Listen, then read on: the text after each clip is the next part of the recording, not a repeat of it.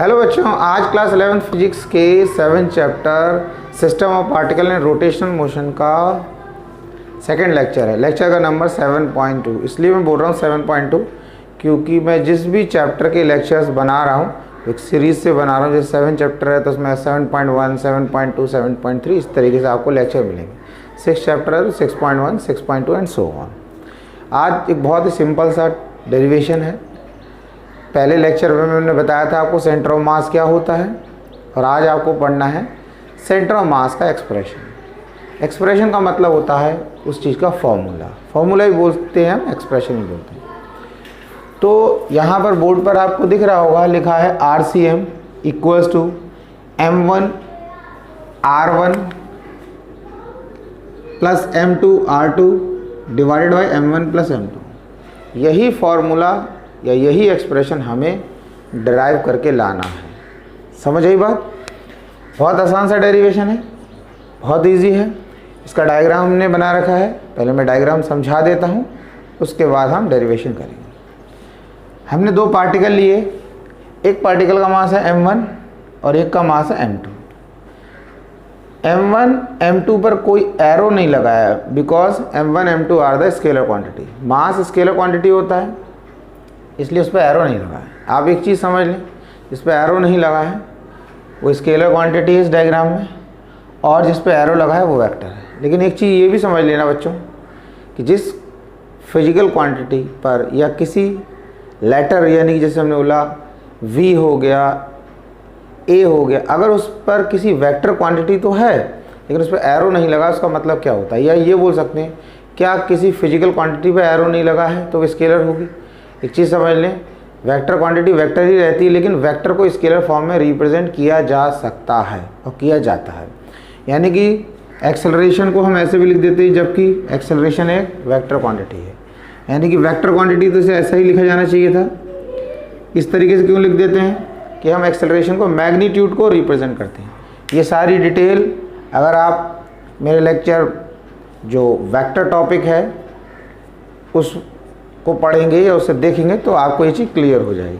तो अभी हम इस पर डिस्कस नहीं करेंगे। अभी हमने ये बता दिया कि इस डायग्राम में जिन फिजिकल क्वांटिटीज़ के ऊपर एरो लगा है वो वेक्टर हैं और जिन पर नहीं लगा है वो स्केलर है। दूसरी चीज़, ये एरो डायरेक्शन नहीं बताता। मतलब कहने का, आप देख रहे हो इन सारे एरो का एक ही डायरेक्शन है।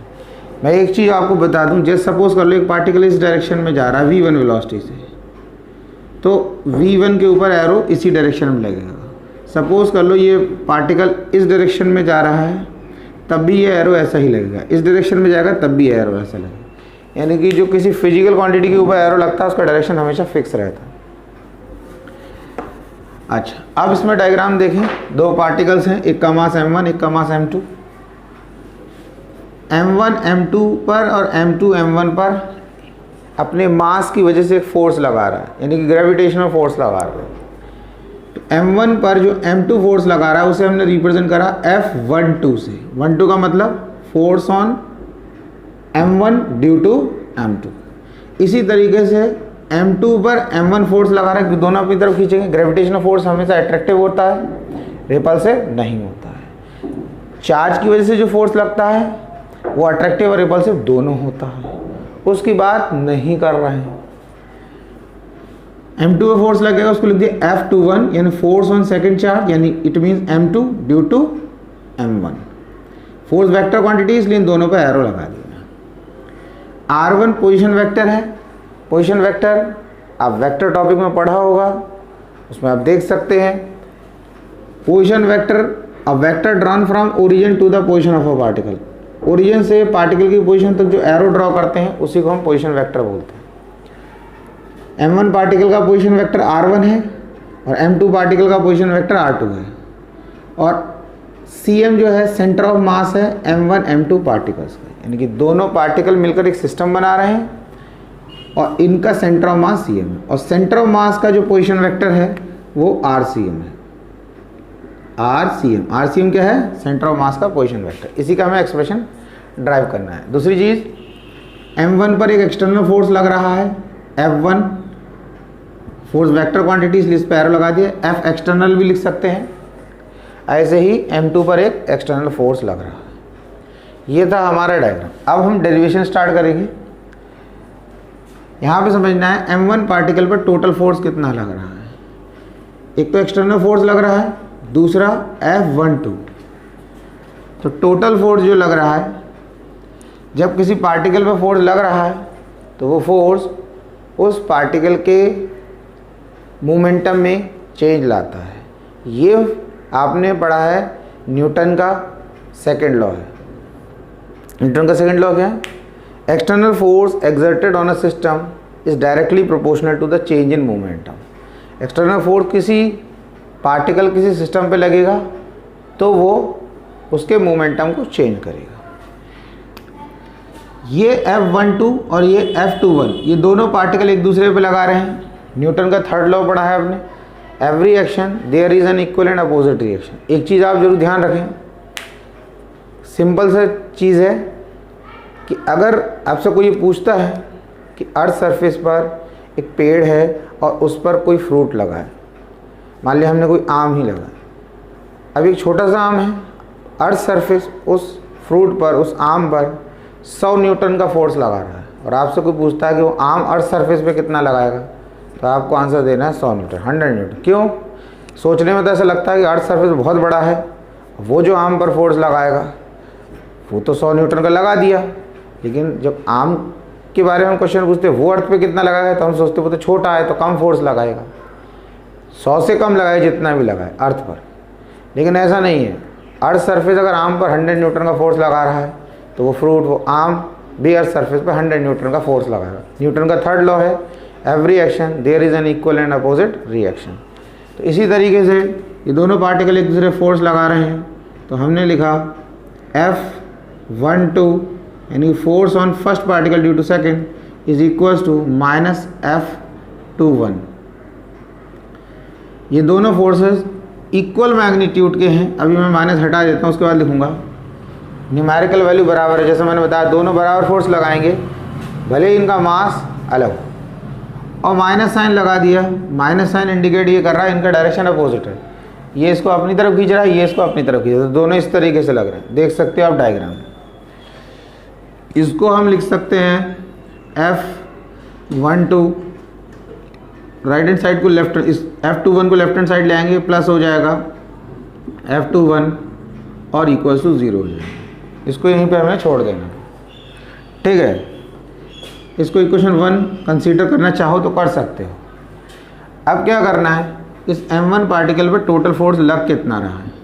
इसमें दो फोर्स लग रहे हैं, एक ये फोर्स F12 और एक एक्सटर्नल फोर्स। तो हमने लिखा F1 प्लस F। अब ध्यान देने देखो, ये मैंने स्मॉल बनाया, ये यहाँ कैपिटल बना रहे हैं, तो इससे थोड़ा क्या डिफ्रेंशिएट करने में आसानी हो जाएगी। ऐसा कुछ नहीं कि अगर आपने दोनों कैपिटल बना दिया तो गलत हो जाएगा, ठीक है। अब यहाँ क्या करना, F12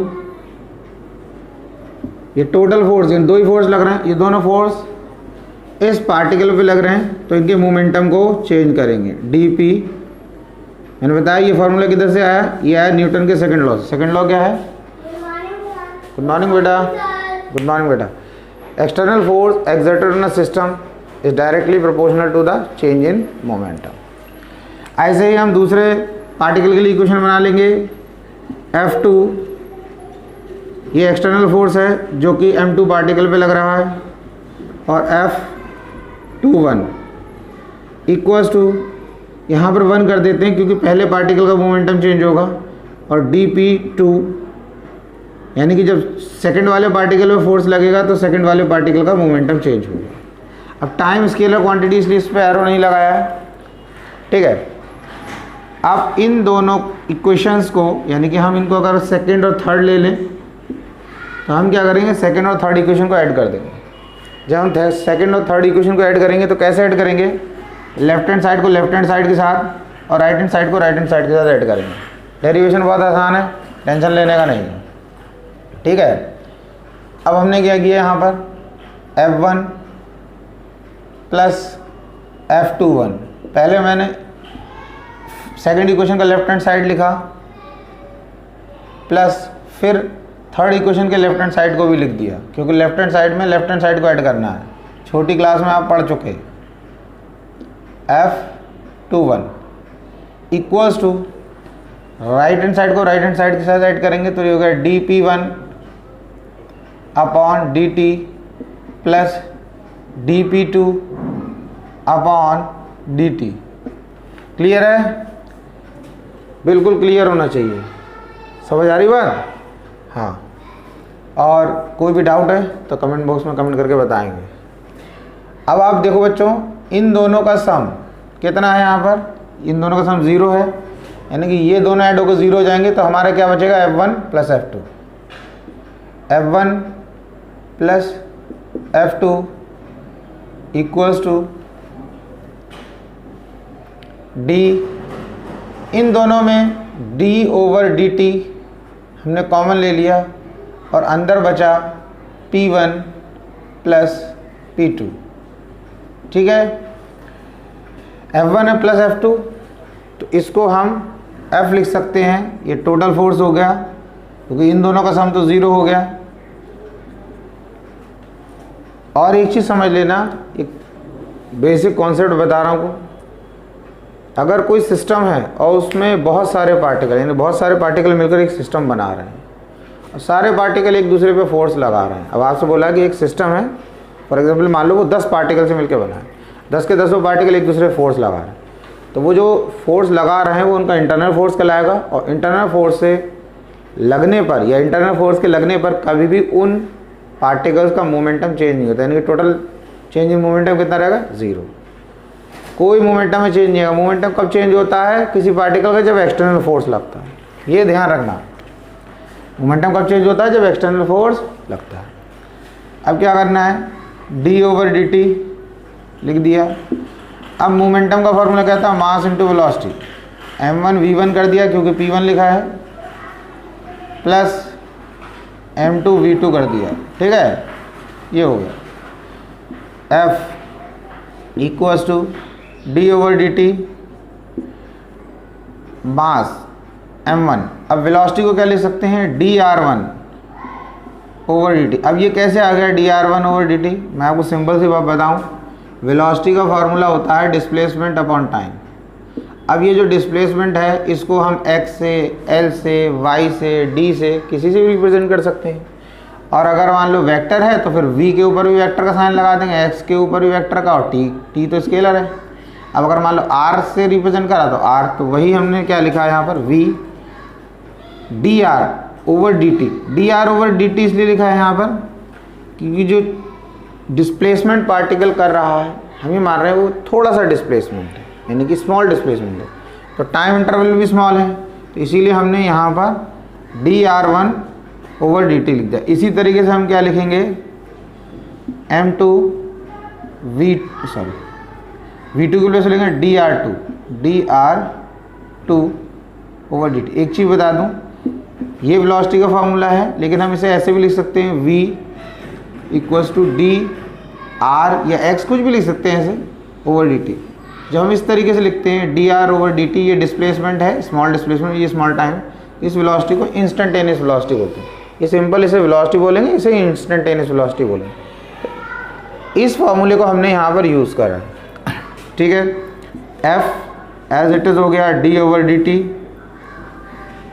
ठीक, अब d ओवर dt यहाँ से इसमें भी है, d ओवर dt इसमें भी है, तो इसको भी हम बाहर ले लेंगे, तो क्या हो जाएगा? d ओवर dt तो ऑलरेडी है, तो यहाँ हो जाएगा स्क्वायर, यहाँ स्क्वायर, और अंदर बचेगा m1 r1 plus m2 r2। ठीक, इतना आ गया, समझ आई बात? उसके बाद क्या करना है? ये फोर्स है, फोर्स के प्लेस पे लिख सकते हैं मास। तो पार्टिकल का टोटल मास दोनों का, यानी कि m ये जो है ये m1 प्लस m2 का सम है, यानी कि दोनों पार्टिकल कंबाइंड मास, और a जो है दोनों पार्टिकल का एक्सेलरेशन। यानी कि हम ये भी बोल सकते हैं ये पूरे सिस्टम का एक्सेलरेशन है, ये सिस्टम का मास, ये सिस्टम का एक्सेलरेशन, या ये एक्सेलरेशन जो है ये सेंटर ऑफ मास का एक्सेलरेशन है। पूरे सिस्टम की बात कर रहे हैं तो किसकी बात कर रहे हैं? सेंटर ऑफ मास के एक्सेलरेशन की। अब इसके बाद क्या करना है? यहाँ पर इसको तो एज इट इज लिख देना है हमें, डी स्क्वायर dt स्क्वायर और ब्रैकेट लगाया m1r1 प्लस m2r2 ब्रैकेट ये करना, ठीक है। गुड मॉर्निंग बेटा। इसको एज इट इज लिख देना है ACM। ये क्या है हमारा एक्सेलरेशन है किसका, पूरा सिस्टम। जब सिस्टम की बात करते हैं तो एक्चुअली वो सिस्टम सेंटर ऑफ मास का एक्सेलरेशन होता है। हमने जैसे कहा कि m ये है दोनों पार्टिकल कंबाइंड मास है, यानी पूरे सिस्टम का मास हो गया, और ACM जो है वो उस सिस्टम का एक्सेलरेशन। तो उस सिस्टम का एक्सेलरेशन का मतलब हो गया उस सिस्टम का सेंटर ऑफ मास का एक्सेलरेशन, इसलिए लिखा है ACM, acceleration of centre of mass. तो बच्चों हमें क्या करना है बेटा, इस ACM को एज इट इज रहने देना है, इसको एज इट इज, इसको भी एज इट इज। अब मैं क्या करूँगा, ये जो m है इसे राइट हैंड साइड लेके आऊँगा, यानी कि मुझे m यहाँ लिख दूँगा। लेकिन मैं वैसे तो मैं यहाँ भी लिख सकता हूँ इस तरीके से, एक चीज़ समझना, 1/m यहाँ लिख सकते हैं, यहाँ भी हम लिख सकते हैं, यहाँ भी लिख सकते हैं, लेकिन मैं इसे यहाँ पर नहीं लिखूँगा, मैं इसको यहीं पे लिखूँगा।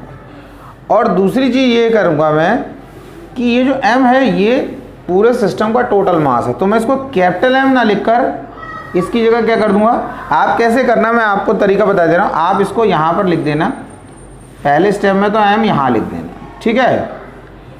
उसके बाद अगले स्टेप में आप इसके बाद वाले स्टेप में इस m को हटाकर यहाँ से यहाँ लिख देना, और उसके अगले स्टेप में इस m के प्लेस पर m1 प्लस m2 लिख देना। बात समझिए, बड़ा आसान है। एक बार m को यहाँ लिखना है, फिर अगला स्टेप, अब मैं 2-3 स्टेप बच गए मेरे, फिर दूसरे स्टेप में यहाँ लिख देना, उसके प्लेस पे m1 प्लस m2 लिख देना। समझ आई बात। अब ये हमारा एक्सप्रेशन फाइनल हो चुका है। अब ये देखेंगे सेंटर ऑफ मास, ये एक्सेलरेशन है। एक्सेलरेशन का फॉर्मूला क्या हो, या एक्सेलरेशन के प्लेस पर हम क्या लिख सकते हैं, तो एक्सेलरेशन के प्लेस पर लिख सकते हैं हम d square RCM over dt square. कि ACM के प्लेस पे लिख दिया d square RCM over dt square. अब ये लिखा कैसे, ये कैसे आ गया, ये मैं अभी आपको बताता हूँ कि हमने इसके प्लेस पे ये कैसे लिख दिया। और ये राइट हैंड साइड तो आपको एज इट इज लिख देनी है, इसमें तो कुछ नहीं है, इसमें तो कोई प्रॉब्लम दिख रहा है, ठीक ठीक। d स्क्वायर और m1 r1 plus m2 r2 divided by m1 plus m2, इतना क्लियर हो गया। अब देखो करना ये है कि ये कैसे आ गया, आपको ये समझना है, क्योंकि ये तो हमारा डेरिवेशन कंप्लीट हो चुका। हम अभी एक स्टेप में इसका आंसर लिख देंगे। देखो ऐसा होता है बेटा, जैसे वेलोसिटी के अगर फॉर्मूले की बात करते हो तो आप लिखते हो डी आर, हमने सपोज कर लिया D R over D T. Velocity का फॉर्मूला क्या लिख दिया हमने, डी आर, मतलब आर क्या है, डिस्टेंस है इसमें। तो D R over D T, D x over D T, D L over D T, ऐसे लिख सकते हैं, ठीक है। अब एक्सेलरेशन के अगर फॉर्मूले की बात करें तो वो होता है dv over dt, dv over dt। अब मैंने क्या किया, d के प्लेस पे तो dt, dt के प्लेस पे dt, और v के प्लेस पर क्या लिख सकता हूं मैं, ये r, d इस v के प्लेस पे क्या लिख सकते हैं, dr ओवर dt। समझे बात, बहुत आसान है। v के प्लेस पे ये पूरी v की वैल्यू पुट कर दो तो ये क्या हो जाएगा हमारा d square r over dt square. समझ आया। तो एक्सेलरेशन के प्लेस पे क्या आ गया, d square r over dt square. तो वही हमने यहाँ क्या लिख दिया, एक्सेलरेशन के प्लेस पे d स्क्वायर r, बस r की जगह हमने RCM कर रखा, क्योंकि ये जो r है वो डिस्टेंस सेंटर ऑफ मास का है, इसलिए हमने RCM कर रखा है। और dt स्क्वायर है वो तो dt स्क्वायर लिख दिया। समझ में आया, RCM क्यों लिख दिया, क्योंकि ये जो डिस्टेंस है ये सेंटर ऑफ मास का डिस्टेंस है। इतना क्लियर हो गया। इसको मैं यहाँ पर इस उतने को रब कर देता। अब आप ये देखें, इन दोनों को कंपेयर कर दो, डी स्क्वायर के प्लेस पे डी स्क्वायर है, डी टी स्क्वायर के प्लेस पे डी टी स्क्वायर है, तो आर सी एम के प्लेस पे क्या आ गया, ये पूरा टर्म। ऐसे समझ में नहीं आता तो आप ये समझ लो कि डी स्क्वायर से समझने के लिए डी स्क्वायर से डी स्क्वायर कैंसिल, ये इससे कैंसिल। वैसे कैंसिल करना नहीं, मैं जो आपको तरीका बता रहा हूँ समझना, कंपेयर करना है, कंपेयर करना है। तो अगर ये से कट जाता है तो आर सी एम रह जाएगा, ये रह जाएगा। बस समझ में आ रही है? तो हम क्या बोल सकते हैं, आर सी एम किसके बराबर है, R C M equals to M1 R1 plus M2 R2 divided by M1 plus M। बात समझ आ गया? तो क्या आर डी स्क्वायर के प्लेस पे डी स्क्वायर है, डी टी स्क्वायर के प्लेस पे डी टी स्क्वायर है, और आर सी एम के प्लेस पर ये है। तो हमें क्या करना है, हमें इस लास्ट टर्म में कंपेयर करना। इतना क्लियर हो गया? अब कंपेयर करके लिख देना, आपको उसी तरीके कट नहीं करना। जो मैं समझा दिया कि किस तरीके से कर सकते हैं। अगर आप डी स्क्वायर से डी स्क्वायर कैंसिल करते हैं, डी टी स्क्वायर से डी टी स्क्वायर को, तो यही तो रह जाएगा। तो इसको नोट कर लें। सर क्लास ऊपर उसी में क्लास ले लूँ जिसमें करनी। आप अभी चले जाओ, फिर मैं आपको बता दूँगा। ठीक है, आप बैठो, बच्चों को सारे को क्लास में बोल देना बैठ जाए। ठीक है मैम? तो बच्चों ये था हमारा सेंटर ऑफ मास का डेरिवेशन, और हमने उसका डेरिवेशन ड्राइव करके फाइनल एक्सप्रेशन बनाया। अगर आपको किसी भी टॉपिक में कोई डाउट लगता है तो आप कमेंट बॉक्स में मुझे कमेंट करके बता सकते हैं, मैं उस पर लेक्चर बना दूँगा। नेक्स्ट वीडियो में मिलेंगे, नेक्स्ट लेक्चर में मिलेंगे नेक्स्ट टॉपिक के साथ। तब तक के लिए